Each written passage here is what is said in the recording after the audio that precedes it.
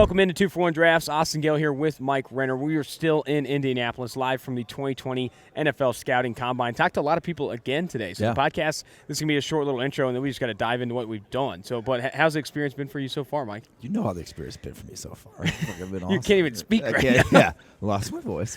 We got some really good stories with Connor Rodgers. Mike was out pretty late last night. Late-ish. Late-ish, 3 a.m. Maybe a little late. Oh, man. Tough morning for Mike Renner here in Indy. But we talked I got in the afternoon. Talked to Connor Rodgers from Bleacher Report and blanking on the other guy. No. Charles McDonald. Charles McDonald, yeah. Mike wasn't there for the interview. You talked to Charles McDonald. Mike wasn't there for the interview with Charles McDonald. Scheduled it too early for Renner at 11 a.m. I don't know how you couldn't have joined that. I don't know why you My weren't voice there. was gone anyway. It would have been good. All right, but we talked to Charles McDonald. Got a lot of good Giants stuff. He's on the Giants beat now. We talked to him. And then with Connor Rodgers, we talked a lot of combine measurements, cornerbacks. He really likes this cornerback class. Doesn't like Mekhi Becton a lot. And I think we're on the same board here. Yeah, which is good. So definitely tune into that, and we'll be with more podcasts throughout the weekend. All right, we're here with Charles McDonald, senior NFL writer with New York Daily News. Great to have you on the pod. I wish I could say Mike Renner was next to us, but I think he's sleeping in for reasons we really can't dive into right now, but it's great to have you on the pod. Yeah, I think like most of us, Indianapolis has gotten the best of Mike. It's a miracle that I'm here and my voice is still here, but it's been a fun week. This is my first week here as like a full-time beat writer. I cover the Giants and the Jets for the Daily News, so it's been a bit of a different experience than the past few times I've been here, but it's all in good fun. You're just getting better and just being able to meet new people, especially like the Giants coaching staff and stuff like that. It's been a great journey so far. Yeah, we were talking about it a little bit before we started recording, but it sounds like it's a little bit of a different grind being a beat reporter as opposed to kind of the content you're putting out. I've been following you for quite some time. I think you put out some great content. How did you get started doing this kind of stuff, doing media and doing these things? It's a really funny story, but I remember one night I was in bed and I was just like scrolling through some Bleacher Report articles. Some hot takes or what? For people who don't know, I'm unfortunately Falcons fan. So I remember this was like prior to the 2015 season, and I was reading this article that said like, could Jalen Collins be the next Richard Sherman? And I was sitting there and was like, yo, I could write that. Like if that get on Bleacher Report, I think I could do that. So I remember I made a Twitter account. I started tweeting about the draft, and I tried my hand like some writing gigs, and it just really kind of picked up for me. So I just started Daily News in October. I was with SB Nation for like a year and a half before that, and before that I was doing like freelance stuff for Bleacher Report, Football Outsiders. So the past 3 years have been really good for my career. And it's just kind of cool to see how this is taking off when really it started by me thinking, I could be a football writer, so I did it. That's great to hear. Jalen Mills next, Richard Sherman. That's funny. Well, I really want to talk more about this process now that you are with New York Daily News. Give me what you know about like who the Giants are looking for, what you've heard on the beat. I know you've talked to Derek Brown a little bit, but what are you seeing with that number 4 overall pick? It's been talked about a ton, but from your perspective, Giants targets, things like that. They're in a position where they went 4-12 last year, so obviously they're not a very good team, and they kind of need everything. But there's a bit of a difference in the way that Dave Gettleman has run things in the past and the New England style of drafting that Joe Judge is coming from, where, Dave has made it very apparent, even this year and in the past, we're staying put where we are. We're taking the top guy on the board, regardless of position, unless it's like, a quarterback, and we already have one of those guys. So, when you think about the 4th pick in the draft, you think about elite players. Jeff Okudah, if someone trades up to 3 for Tua, then he's going to fall to 4. Derek Brown, the defensive tackle from Auburn. Isaiah Simmons, giving him position isn't even fair from Clemson. I mean, I think we're talking about top-tier defensive guys because that's where they still have the biggest issues on that side of the ball. And, a lot of their issues last year were due to youth, and I don't know how much it realistically gets better this coming year. But they got some promising guys like DeAndre Baker kind of came on at the end of the year. Julian Love had some nice snaps when he filled in for Jabril Peppers. So they got a few pieces there, but it's still a major rebuild. So if they want to stand pat at 4 and and take a guy like Isaiah Simmons or take a Derek Brown. I mean, a little bit of a muddy fit with Dexter Lawrence, but it can never hurt to add a guy of that caliber. So I'm thinking, top tier defensive prospects. That's funny. I mean, I've mocked, and PFF's mocked a handful of times, Jerry Jeudy or CeeDee Lamb at 4. We see both those players as elite players in this class, but Giants fans are in my mentions ready to kill me if it's not offensive line, and I'm surprised you didn't bring up offensive line. What's your opinion first of maybe the Giants going after a receiver? I know they have some talent there, or is it this move that they think they need to go offensive line? Where are you there? Well, depending on who you talk to, some people think some people are leaning, Derek Brown or Okudah if he falls. Some people, if you talk to, they think, within the Giants organization, they think we need to take a tackle at 4. And when you look at their blocking last year, it's pretty easy to make a case for that. And, personally, I think when you're talking about guys like Tristan Wirfs especially, like, I would have no problem taking him number 4. Like, I think he's that good. And he's still just scratching the surface. And he's already, we haven't seen him run through the drills yet, but you just watch him on tape. He's a freak. His technique's really good. I mean, we're talking about a guy who can just easily cut off backers and defensive end on the backside of outside zone plays, which makes things easier for Saquon Barkley. He's rock solid in pass protection, which, that was a big issue for them down the stretch. I remember there was one game, one of the first games I covered was the Cardinals game, and Daniel Jones got sacked 8 times. So, it's that Cardinals too. I mean. Right, exactly. So that's got to be a big position of need for them. But, Dave Gettleman loves his trench guys, so on either side of the ball, like if they go offensive tackle or if they go Derek Brown, I don't think anyone should be surprised by that. Give me your opinion of Dave Gettleman. This is a guy that on Twitter can get ripped quite a bit. As much as you could say, give me your opinion of Dave. He's funny, man. It's like I don't want this to sound harsh, but it's kind of like your uncle that gives you sports takes. Like if he got to run, a team, because Dave will come out and say. Even this past year, during the playoffs, he was like, look at the top 4 rushing teams are all in the playoffs or something like that. Well, yeah, but they also throw the ball real well too. That Patrick Mahomes guy could throw the ball kind of well. The 49ers, like they were able to engineer passing attacks. So it's just weird because it's really easy to deconstruct everything that he says because he just speaks in such blank broad statements that are, by everything that we know about math and football, it's really easy to say that's not right. Yeah, and I think that's starting to become a little bit of a point of frustration for him. But, he's different than most general managers you'll meet. I'll say that because he's a lot more honest about his thinking. And, it's just really easy to sit here and talk about the moves that he makes and. He's a content machine, I'll say that. Yeah, absolutely. I mean, covering the Giants, Dave Gettleman, that is a content machine. I was talking to some of the guys from Mississippi State. I was like, dude, you guys now have like a national friend with Mike Leach. I mean, a similar guy, not in the same vein of football, but whatever. But I also want to talk about Daniel Jones. Like, what's your opinion of Daniel Jones? And PFF lower on him than maybe some others. We don't see that this accuracy gets better at the next level, and for that reason, it's hard to project him getting better. But you're with this guy a ton. What's your opinion of Daniel Jones?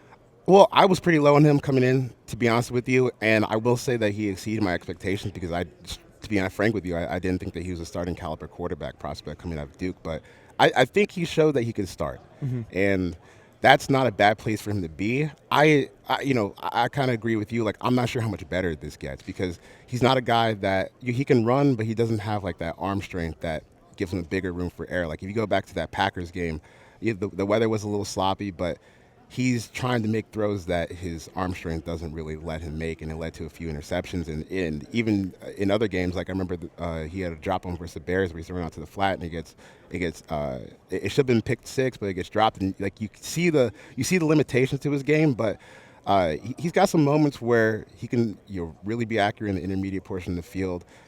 I thought as the season went on, he did a better job of buying time for himself in the pocket. And he's at the point by the end of the season where he plays a team like Washington and he lights them up.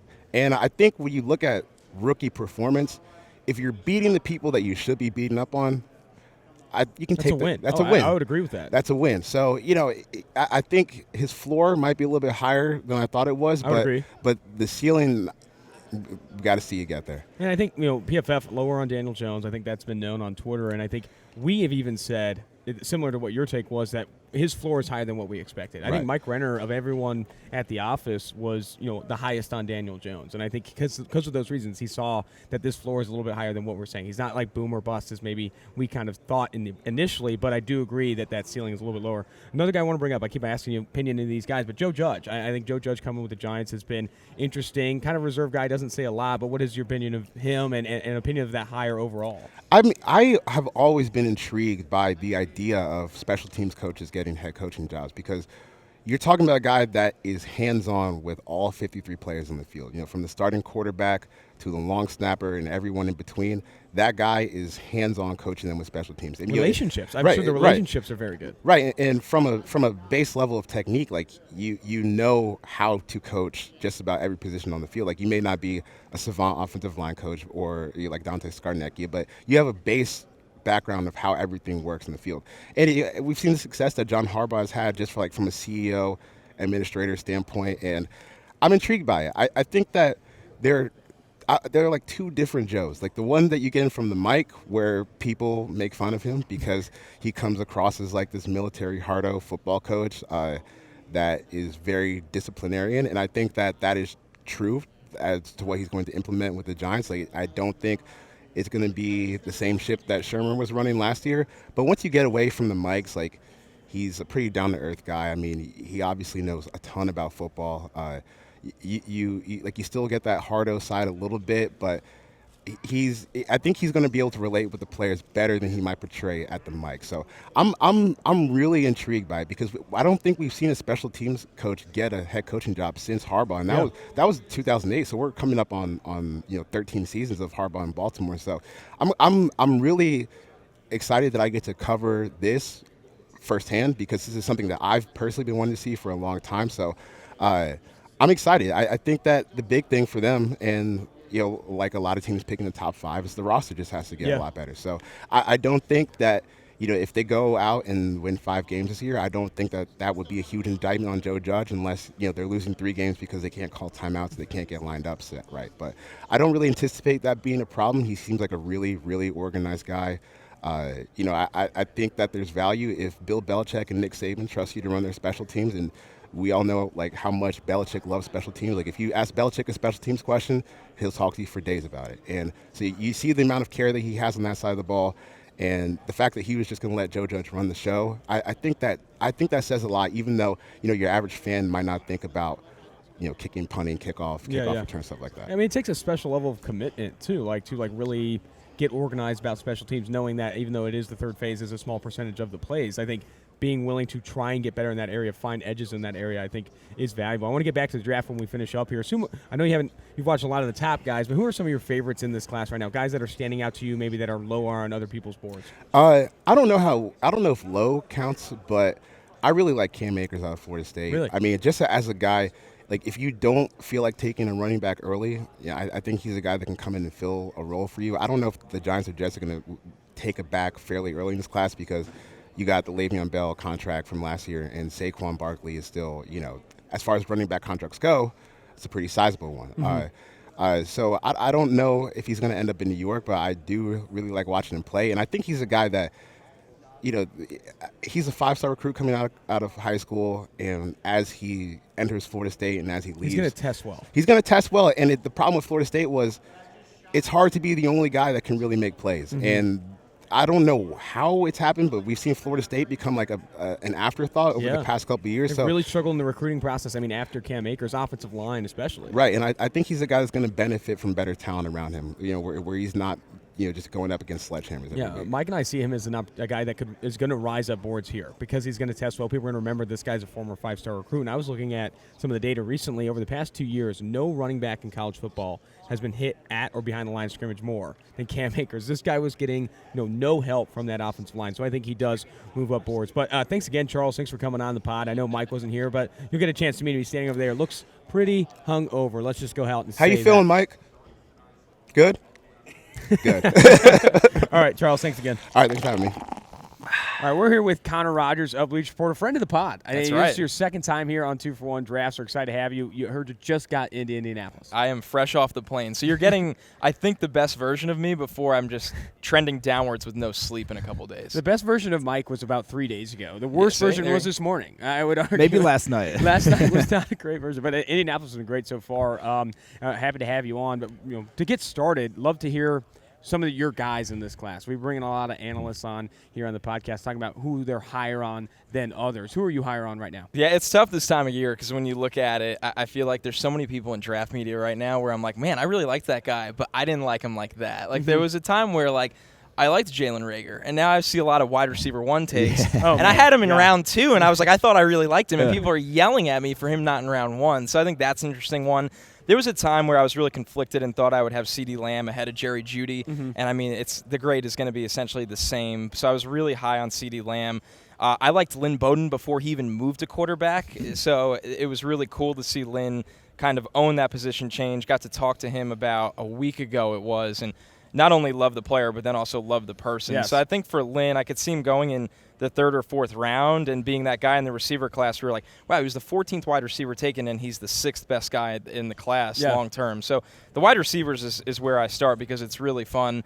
I don't think Tristan Wirfs needs to play guard. I think he could play tackle. So 100%. I think that is higher on the general consensus because every time I read something, I see Tristan Wirfs needs to move to guard. He'd be a really good guard. It's like, well, he's been a good tackle, so let's see him at tackle. So I think those are some of the higher profiled players that, anyone listening to the show, they've probably heard those names before, but I'm really high on those guys. I like to say, though, like, no matter how high you are on a player, there's some guy out Always. there with a Twitter account who is higher than you. Always. And they'll let you know. Who is like, he is my number 1 player in the draft. Yeah. Like, I love Tristan Wirfs. No, Tristan Wirfs is the best player I've ever seen. Yeah, he's Like, number 1. You don't love him like I do. I'd take him over Joe You Burrow. don't, love him Like, you don't love him like I do is the quote of the combine. That is definitely it. With Tristan Wirfs, too, had over, 34-inch arms. So, like, tackle, like if you try him at guard out of the gate, I think you're making a mistake. This guy needs a swing at tackle. I think he can really play it. Yeah, they won the measurements. I know it's crazy to say they won the measurements, but, like, those 3 tackles, Wills, Wirfs, and Thomas, if you talk to anyone, really anyone, whether it's media or NFL people, they're like,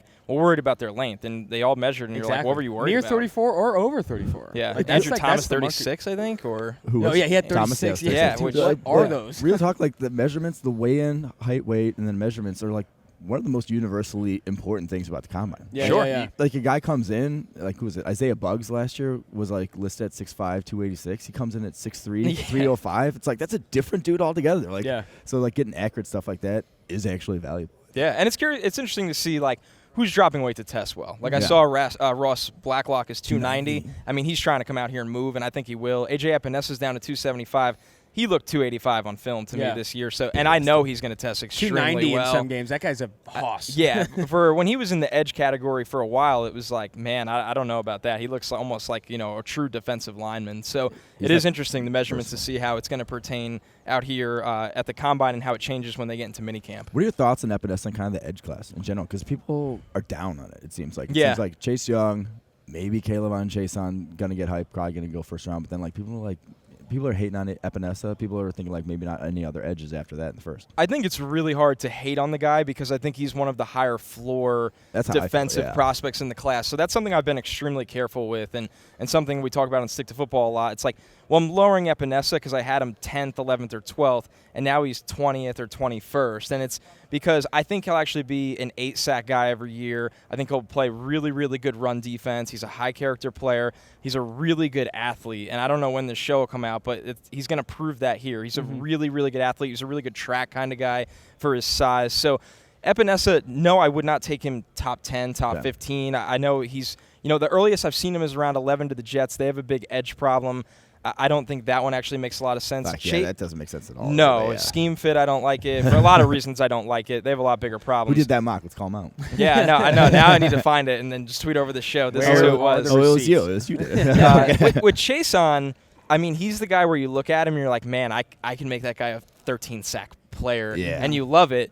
But there are inconsistencies there. So I'll just be very honest. This is not my favorite edge class. I got to watch a lot of Gross Matos about a week ago and think he's really raw. And he comes here, another guy that kills the measurements. He's going to test well.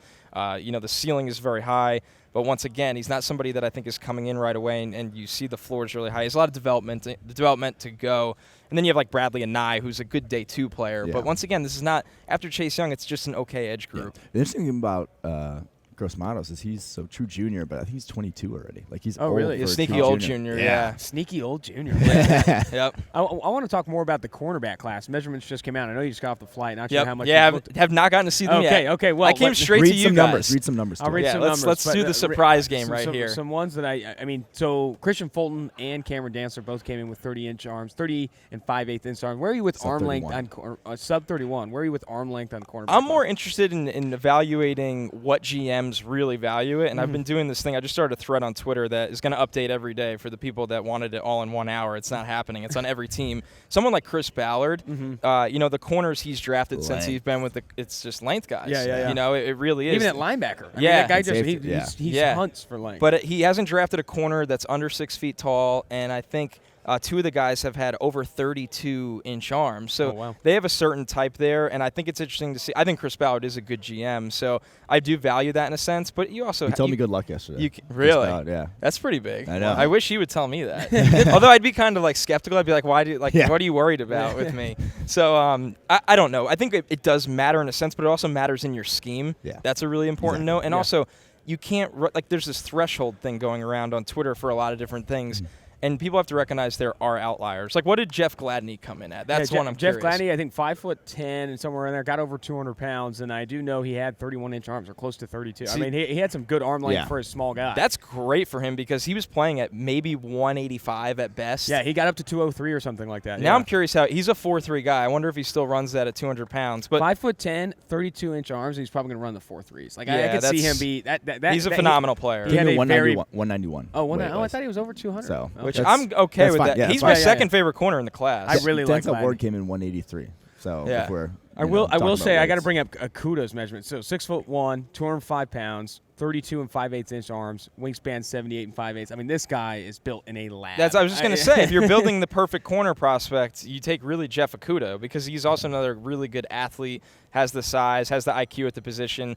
I mean, even when you saw him get beat, it was almost like he was so freakish that he could recover, whether it was with his arm length, it's with his ability to turn and run down the field and find the football. So, yeah, I do think the arm length thing is really interesting. Once again, I don't just write guys off when they're smaller, but there are teams that really will. I mean, you're out. It's as simple as that. Absolutely. So I think a couple other guys I want to bring up measurement side. Noah Igbenogany, going to run really, really fast, but also came in with 31 6/8 inch arms, 75-inch wingspan. Like that's a pretty good length for him as well. I think Noah Igbenogany, the measurables are going to be very good for this kid. Where are you right now with his processing? I still see him as a raw cornerback prospect. I do really like him, though. Once again, it's how much you value a guy like that. He's probably a third-round player. Maybe he could sneak into the second. I think I got to talk to Darius Slayton about him and was like, what was it like going up against him in practice? And he loved him. He said he's super competitive. He's obviously super athletic. And he said it was just so tough going against him in practice every single day like that. So I think that kind of stuff really does matter. I like the film a lot, but I think when you're looking at this corner class, he is on the outside looking in when you stack it. I mean, you have Okudah, you have Gladney, you have C.J. Henderson, Fulton, but then you get into the Jalen Johnsons of the world. I think he's someone that is probably going top 40, and not a lot of people are talking about that. This is a very good cornerback class. Yeah, I like this it's cornerback deep, class. which is rare for the NFL draft. And a lot of different types of guys. Yes. The interesting thing about Igbenogany, dude was a former wide receiver and track star at Auburn. His issue is his ball skills. Like, he had like a wide receiver usually like, oh man, this guy's gonna get picks, but like he had there's a reason they moved him. Yeah, balls just straight rock him in the chest. He's not catching catch point. No, he doesn't catch anything. He literally doesn't catch anything. But he's good in coverage. So it's those kind of guys are frustrating because it really is a coin flip if that it'll bounce the other way. Yeah. Will they start catching those in the NFL? Yeah. I tend to not believe so. Mm-hmm. I think one of the best things I was told is, if the ball found them in college, meaning their hands, it'll find them in the NFL. Yeah. I've seen that carry over a lot. Yeah. Where are you right now? We did a couple names we didn't mention in the cornerback class. Christian Fulton, Cameron Dantzler, both had sub 31-inch arms. Where are you with those two prospects? I like them a lot. I think with Fulton, I was really high on him, and I think he was playing hurt. And you talk to a lot of Mike people. Mike says the same thing. He was definitely playing hurt. Yeah, I talked to a lot of people at LSU. They felt like he was really toughing it out. When you're playing hurt and you're covering Henry Ruggs, you're going to look bad. Yeah. And I think people need to understand that. So I think when I look at Fulton, I'm still high on him. Yeah, I think the way I stack the corner class is Okuda's the easiest number one corner. If there is someone on Twitter that doesn't have Okuda at number one corner, we found the impossible. I love him more than you do, though. Yes, yes, exactly. No, this guy's better than Terrell Reeves. Yeah. And then it's probably Gladney, then Fulton. I'm really not as high as a lot of people on C.J. Henderson right now. I don't have him in the first round. I just don't have him as a first-round prospect. I can see that. I mean, there's reasons. Have you talked to him at all? Henderson. I have not, and I really, things could change after that. I would like to just ask him a lot of things about his mindset I talked to this him year. Before the season. I mean, he's a very quiet, humble dude. I asked him like 3 or 4 questions about like what he wants to do to get better. He's like, I want to win a championship. He just like it was like, I want to win a championship. He's a very quiet dude. Say he doesn't talk trash, which I don't buy into with corners, but this guy is very reserved. Reeves didn't. He does not talk trash. But I think he had a good way in as well. I think I was impressed with him. What about Dantzler? Dantzler I like a lot. I think Dantzler's the guy, you said it already, but he has really good length, and you could see it on film. I know a lot of people have highlighted his Jamar Chase game, essentially. And listen, that matters. I mean, you want to see – when we talk about, the SEC guys go against the best competition, well, you want to see them against the best competition. Jamar Chase is like going to be a top 5 to 10 pick next year and might be rated higher than any wide receiver in this draft. So I think that really matters. I really like Dantzler. I think, once again, he's tough. He's feisty. You like the length. I think he'll run good enough for his size. So, once again, he's another one in this class like Jalen Johnson where you look at their measurements, you look at their play style, and the schemes that they adapt to at the next level. Those guys are going higher than people think, where I think both are cemented in round 2, when we really didn't hear their name for the first couple months of the season. Dantzler came in at 188, which, like, dude looked like 170. Dude, that was big for him. So I was talking to a guy. He is lanky. I was talking to a guy from Mississippi State. He said he showed up at 160 and, like, literally could not put it. Like, they were struggling to get him over, like, 170. But I think he put on enough weight, maybe drank 2 gallons of water before he came in. But it's tricky at corner, though, because if you remember, Sidney Jones tried to do that, and he ended up blowing out his Achilles. Because they hear it in their head so much, and their staff talks to the scouts. Like, it's the weight, it's the weight, it's the weight. You can't move the same corner. It's the one position where it's not like, hey, just gains. We've seen so many guys come in, receivers and defensive linemen and edge players come into this combine, and you're like, whoa, they are 20 pounds heavier from 2 months at Exos or whatever it is. At corner, you can't do that. So I think 188 is the tops for Dantzler. Yeah, I don't think he should. Yeah, I would not encourage him to go more. One more measurement I want to bring up, and this one I found really, really absurd. Longest arms, biggest wingspan, and biggest hands of the defensive backs was Kyle Duggar, 6'1", 217, over 10-inch hands, 33-inch arms, and 78-inch wingspan. That guy has some ridiculous wings. I mean, this guy is, again, another one of those guys where built in the lab in a sense that, like, and Mike brought it up recently, like, you don't stand out at Lenoir-Rhyne for your instincts. You stand out because you're a monster in some way. Yeah, exactly. And best athlete on the field. Where are you with Kyle Duggar right now? I do. Listen, the Senior Bowl is where we got a little preview of all the measurements you just said. And then my biggest question was, because you watch the Lenoir-Rhyne film, and you're like, okay, this is a D1 player that doesn't belong on this field. Like, this is – it's almost like laugh out loud funny when you're watching it, but you're like, let's see him against the top competition. I loved the way he ran with the tight ends and running backs at the Senior Bowl. That's the most important thing to me. That's a hard drill to win. I was saying this at the Senior. Like, that drill is very difficult. So, funny story about that drill. A lot of agents we talk to do not want their guys, they want them going to the Senior Bowl. That's the one drill. If they're a linebacker, they said you are built to fail at the Senior Bowl because of that drill. That drill, like, I didn't see a single linebacker have, like, consistently good wins. Like, there was a couple handful of nice Davis Gay there. Like, you watch Evan Weaver in that drill. Well, it's because you're flat-footed and the guy could go fucking anywhere on you. It's like, ridiculous. That's not a normal, like. No, but Duggar did well. Yeah, Duggar did. You watch Evan Weaver, though. Like, Evan Weaver's losses in that drill. It's like, oh, my gosh, you do not want this on tape. You're losing. It's a losing battle. There's 2 guys that would do well in that drill, and one was Duggar, who did really well. And that's the reason I do like him. It's gotten a little crazy, right? I think we started out as like, hey, there's this small school kid that's going to get drafted. He's great. And then it's like, no, Kyle Duggar, like, day 2, like, this is awesome. Kyle Duggar is definitely going in the second round. Now it's like he could sneak into the first. I like him more than you. And it's like, okay. Kyle Duggar's not one player on my board right now. So, but him and Patrick Queen, if he was there. Patrick Queen's the guy that can run with anyone. Oh, yeah. So. Patrick Queen said he wants to run in the 4.3s. I was talking to him earlier today, and him and Willie Gay are close. Have you watched a lot of Willie Gay? That guy can fly. Not yet, no. The Mississippi State off-ball linebacker encouraged it. He got suspended this year, cheated on a chemistry test. Talked to him a little bit about it. He's got some off-field that you're going to have to dive into, but can fly. He said he wants to run in the 4.3s as well. Him and Patrick have raced a bit. I think Queen beats him out, but both of those guys could run low 4.4s at linebacker. Like both those guys are very impressive. Yeah, Queen is the Deion Jones mold in that terms of the speed, the coverage ability, and I mean, what a rise for him. The school didn't think he was going to declare. I know a lot of people are saying he blew up at the national championship game, but he had a really good stretch run before that. So I don't blame him for leaving at all. You know who I was really impressed with, too, just at the interviews, and Julian Okwara is someone that I know Mike and PFF is very high on because he's going to test similar to Chason, but is not getting the hype that Chason is. Oh, he's freakish. Yeah, he's been hurt. Yeah, he's been hurt. He's a freak, but he also has a great presence about him. I think he's very, very smart. And when you're looking at these projects, he's got not projects, but like upside guys that have all these tools but probably need polish. Being smart and being like understanding like how you need to get better and what you need to do to get better is like a big part of that, because it's one thing to huge. like have all these tools but not necessarily have like enough stuff between the ears to like actually polite. make. Yeah. Oh fuck. Hello. I mean, that's Exhibit A. Yeah, it is. It really is. But I mean, Arden Key, like no, that's exactly like you talk to these do guys. this all day. Yeah, I mean, I talked to Preston Williams. I mean, Preston Williams, no, he's got a lot of tools, and you talk to him like, I don't know how much better this guy can get. Yep. You know, I asked him before the He's gonna draft. put it in. I asked him put in the before the work. draft, and I was like, what do you need to get better? He's like, honestly, I'm already pretty good. And I'm like, are you serious? Like, I don't even know if you're gonna get anyway. But like, let's not bag on these guys. But You love that. I really did like Julian Okwara. Let's pivot though. Who wins this week in your mind? You got to pick some winners. Dude, this is a tough question. You're putting me on the Man, spot Yeah. here. it is I know. tough because I will strictly follow the don't count it twice rule. You Like gotta- unless Yeah, no, unless Ruggs breaks the record, Ruggs does not win because I know That's Ruggs fast. is fast. Yeah. And that's why Ruggs is a top 15 player for me right now or Yeah. whatever it is.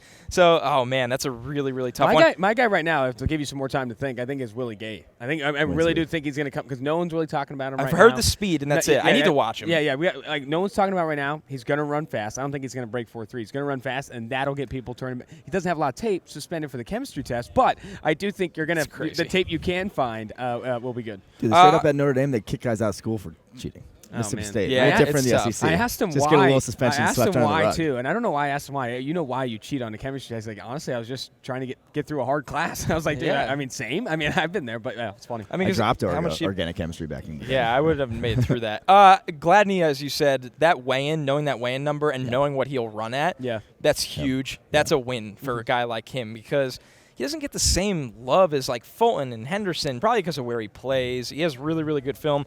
A lot of people have forgotten about Keyshawn Vaughn, and Vaughn's somebody that should run very, very well here. I do think he'll interview very, very well here. So it And comes he came down in to heavier speed. here. Yeah, he what came he- back up to 215. Yes. So he was 205 at the Senior Bowl. Which is a great size for him. Which is what he should be. Like, he was listed at 219 in Vanderbilt, and he comes in 205. I'm like, it's a different back altogether. I know. 205. Like, I know, that's because not when you're 205 at his play style, you're looking at a third down pass catcher. Exactly. And when you're 215, a lot of teams are like, oh, no, we want him to be like our explosive plays. Yeah. He can handle half the workload kind of guy. What about So- J.J. Taylor at 5'5"? Dude, I love him Dude, for he's what he awesome. is. I mean, we always make fun of Fun to Watch on the 2-for-1 Drafts podcast because like draft Football's analysts, fun to you watch, just, you know? always say like, oh yeah, It's not a take. If you don't No, have a good, it's just like if you don't it have means a good, nothing. Yeah. if you don't have a good take on a player, you're like, oh, he's fun to watch. It's like you can't lose with that one. But anyway, J.J. Taylor, fun to watch. I mean, that guy's awesome to watch on the football So field. 2 years ago, because I'm going to tie this into somebody else I'm looking forward to watching here.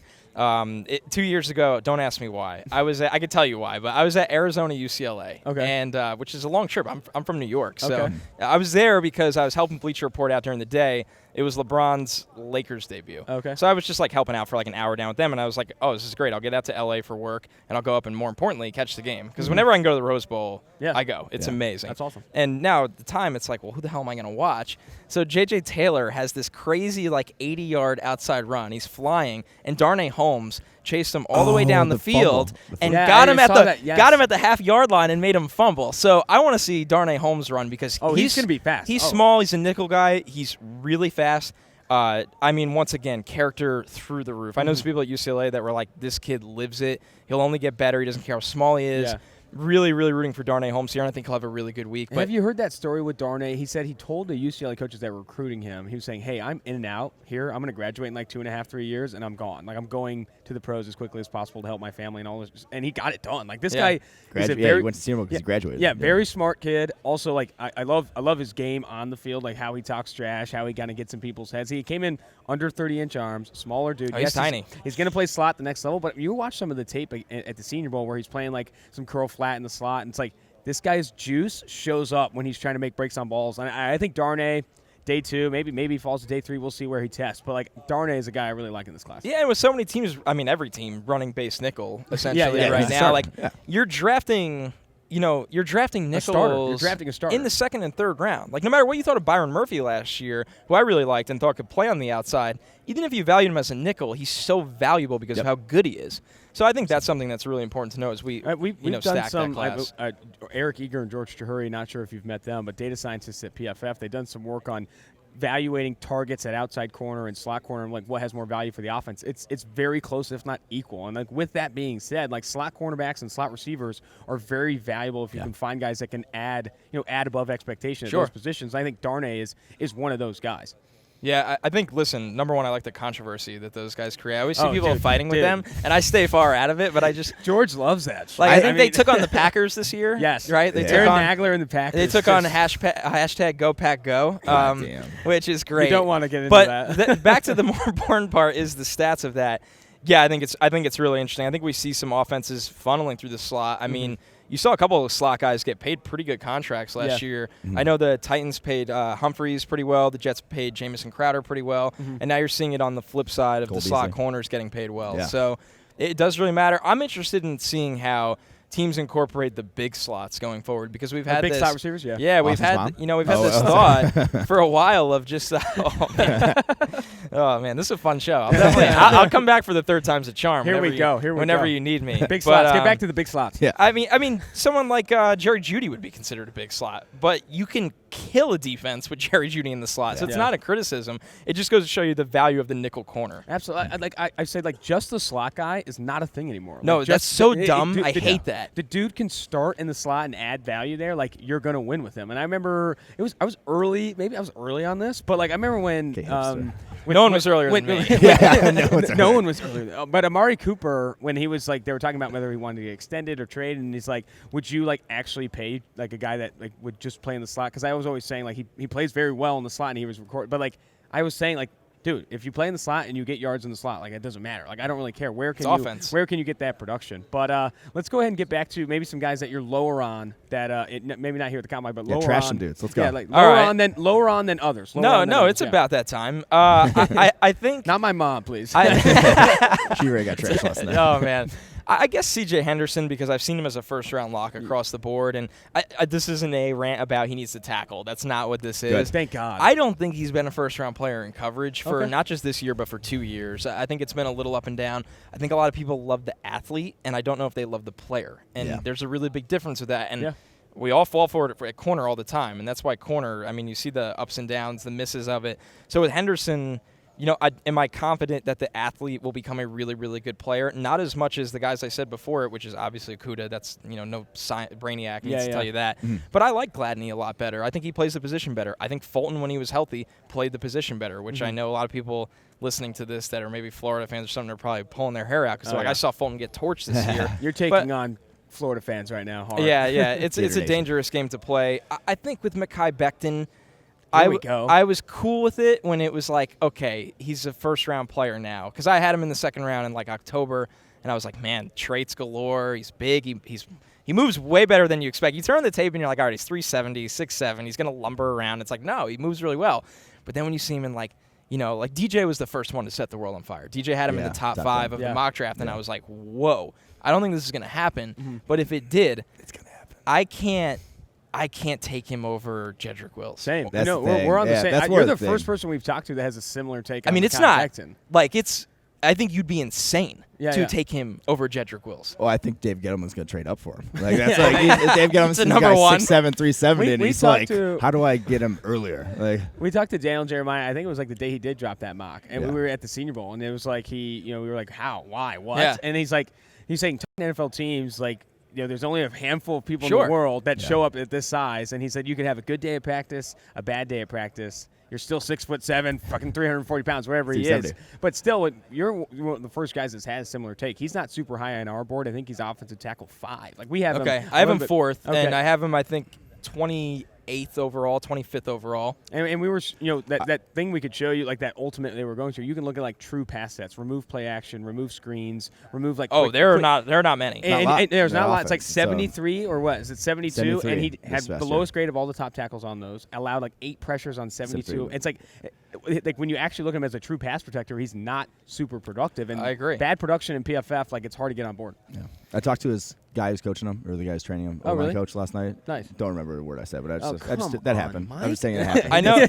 I know he's with Duke Manyweather. Yeah, that's how I talked to Duke last night. Yep. So and you don't remember anything. Don't remember I appreciate you coming. Don't remember what I said. I respect that. I hope I have one of those stories for tomorrow. The shows I do tomorrow. But with Becton, listen. Do I love, everything there? The size. He's got really light feet for that size. Yes, of course. But once again, there's just better players in this class. Yes. Like Jedrick Wills is in his own tier for me, but I think Wirfs is really, really good. I know Andrew Thomas isn't the perfect prospect, but I really like him. Yeah. I think he's a really good player. Yeah. In a lot of different ways. I think he's very smart. I think he's a good run blocker. I think sometimes, people look at the sacks he gave up. There's times where Fromm doesn't do him any favors. Fromm is very frustrating. That Caleb on Chase on forced fumble was like straight up not on Andrew Thomas. No. Like that. But everybody will go, that's my top 12 pick. Like, come on. You can't take that guy. So you guys have Josh Jones over him. Yeah, we do. Yeah, we like Josh Jones a lot. Josh Jones is very impressive. Very impressive player. The Senior Bowl is really the first time I got to, open my eyes to him. Todd McShea, I was going to say you and McShea. Yeah. Wait, what did he say? Todd McShea. He had him as his 230th player before the Senior Bowl and then 18th player after tell the him the Senior Bowl. story. Oh, I came up to him. I don't want to tell it again on the pod, but I will tell it again on the pod. I came up to him at a bar at 2 a.m. and he's pretty black. He's sloppy looking black. And I come up to him hey man, what's up, Mike Renner? Great to meet you. What do you think Josh Jones this week? And he's like, are we really going to do this right here? No way. Yeah. You're savage. Yeah. I'm glad that was a savage. I'm glad that I'm friends with you guys. You haven't set me up yet on the. And I'll also just you. I know. I'll tell it how it is. For my job, which is in a funny way, part draft analyst, part entertainment. I travel during the season, so this is just entertainment. This isn't draft. Exactly. This is not draft at all. This is the entertainment side. I'm not watching Houston besides the Oklahoma game. Yeah. Because I watched that and I was like, this MF for can you curse on this pod? No, I won't. Yes. No. You can. Yeah, you can. Yeah, you can. Brady Quinn asked that yesterday, and we're like, fuck that. Yeah, now I blew it and it's not cool anymore. I'm like the guy trying to curse, but that game was very impressive. Yeah, very impressive. And I was like, I'll go back to him at the end of the season. Then when he's on this, so I do this thing where if there's a player that's not pressing, and he was, I just blew it on the Senior Bowl, but pressing to watch, I'll watch him in the Senior Bowl. Yeah, because there's only so much time in the day. But now I wish I did because he's way better than I thought. I think the amount of people that want to be you got to be first on the guy is it's gotten wild. Twitter is being really first on the guy is stupid as shit. It's rough. You just want to have when you do watch him, you want to be right on the guy is actually more right. It matters. That's more being important. Being right is better than being first. And I think with guys like Tom McShea, even what you're saying, it's very difficult to watch all those guys. Tom McShea's asked to do so much more. He travels at ESPN. And we were talking to Daniel Jeremiah, and he's like, dude, they have me calling Chargers games. I don't have time. I don't have time to watch all these guys. So I can't really blame him. It was a funny story, but Tom McShea's still a great dude. I'd play beer pong with him again if we had to. Have I told the Tom McShea story about my brher on the pod? I don't know. Is the pod ready for another McShea story? All right, one more McShea story. So Tom McShea, my brother, used to live in Orlando, and this was a decade ago. It's 08 maybe. No, it was 2012 actually. So it was 2012. He's across the street at a bar. He sees Todd McShea just a ways away across the street, and he says to his buddy next to him, he's like, yo, is that Todd McShea? And Todd's like, hey, what's up? Yeah, what's up, guy? It is me. Waiting for someone to be like, is that Todd McShea? He's super excited. Nothing like getting recognized. So, some names that came to mind. I will say I would do the exact same thing right now. So is that my brother? Yeah, that's me. Yeah, come here. I'll take a picture. I'll sign whatever you want. You won't remember it the next day. I want to take a picture with you if you guys don't want to take a picture. I'll post it. I'll tag you. Yeah. Speaking of not double counting, I think Jedrick Wills is going to light this combine on fire. Sure, he's a good athlete. You see that on his tape, but I don't think this counts as double counting. I know Jalen Reagor's going to run fast, but doing it I think he got up to 206 pounds. And if he runs close to what Henry Ruggs did, that's not double counting. This guy beefed up and is still a flyer. I think that's going to be impressive. But we don't know yet. But he could be. Yeah. I think he could be. If he goes 4.35 at what he weighed in at, I'd be really impressed. Exactly. He's like almost 20 pounds heavier than Henry Ruggs, but it's going to be close. And him and Hamler are strong. It's Hamlin put up 13 reps on the bench. Yeah, and I heard he was like pissed about it. Yeah, just he hilarious. Screamed, you did enough. Like we don't say the F word on pod. Yeah, that's a no-go. Well, we really appreciate you having on, man. We have to get you on. You're a friend of the pod. Third time's the charm. Maybe later this week. Yeah, I can come back. I can curse. I could be the entertaining guy, not the draft guy anymore. Bring a McShea story or bust. That's all I'm gonna say. I'm gonna find it in the next Todd. 3 nights. I'm finding just like rip him a new one, and then we'll get a good one for. Great, man. Thanks again. Yeah. Thanks, guys. You want to get rid of me and get back to more great PFF YouTube content? All you have to do is push that button right there and subscribe. Thanks for watching.